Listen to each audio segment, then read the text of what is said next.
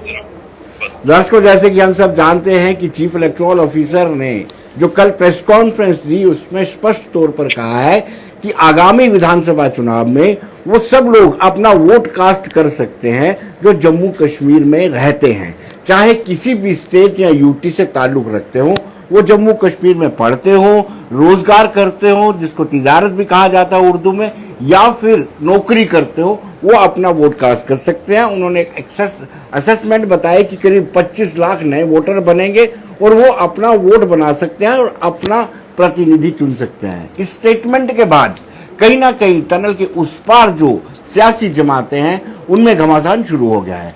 खास तौर पर पीडीपी अध्यक्षा महबूबा मुफ्ती ने कहा है कि ये लोकतंत्र के ताबूत पर आखिरी कील है।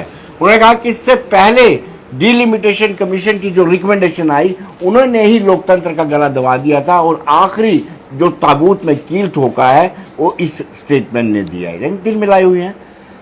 तनवीर सादिक जो चीफ स्पोक्स पर्सन है नेशनल कॉन्फ्रेंस के, उन्होंने भी इसी तरह का स्टेटमेंट दिया है कि डेमोक्रेसी के ये खिलाफ है।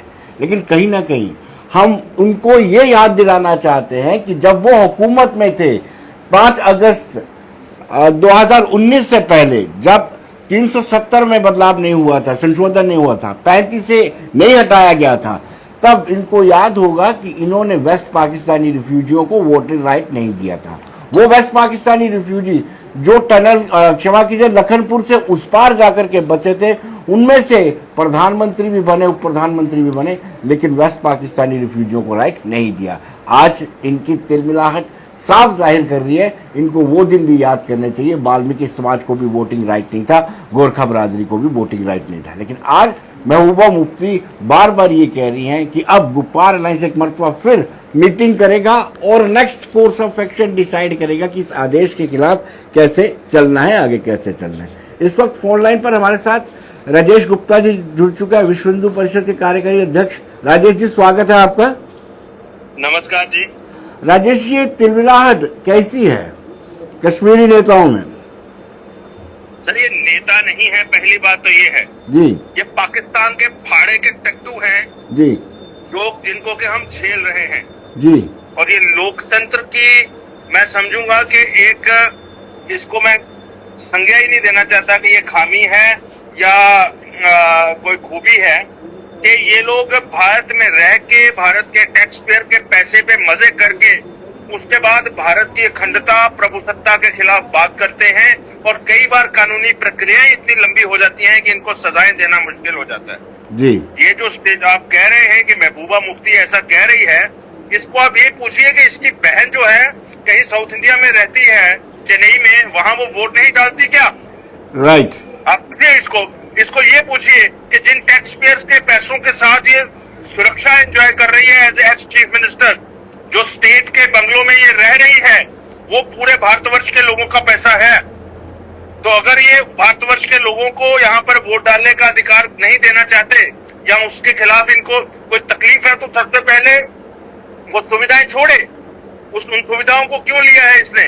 और जो इतना नेशन बिल्डिंग में हमारा टैक्स पेयर्स का पैसा, नेशन बिल्डिंग में हमारा पूरे भारत के लोगों का इंटेलेक्ट, नेशन बिल्डिंग में पूरे भारतवर्ष से आने वाले टूरिस्ट, नेशन बिल्डिंग में ये जितना हैंडीक्राफ्ट यहाँ से जा रहा है भारतवर्ष के लोगों को, उन सब का जो योगदान है और उसके साथ साथ ये कंस्ट्रक्शन निर्माण कार्यों में लगे हुए बहुत सारे कारीगर जो कि जम्मू कश्मीर को बना रहे हैं, उन सब का योगदान इनको चाहिए।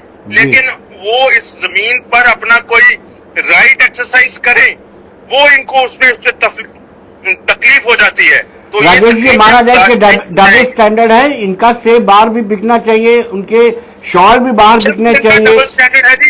ये वहां पर जाकर के इसको बोलिए कि जो लोग इसकी कम्युनिटी के वहां जाकर के मुंबई में जाकर के शाल, साड़ियां, अपने शाल और इस हैंडीक्राफ्ट बेच रहे हैं, पूरे भारतवर्ष के हर 5 स्टार होटल में बैठे हैं, क्या अगर वहां के लोग भी इस तरह की बात करें तो इन सब लोगों के वहां पे दिल्ली, गोवा, मुंबई, चेन्नई, हैदराबाद, हर जगह कोठियां हैं, मकान हैं, अगर वहां के लोग भी इसी तरह रेसिप्रोकेट करेंगे तो क्या होगा?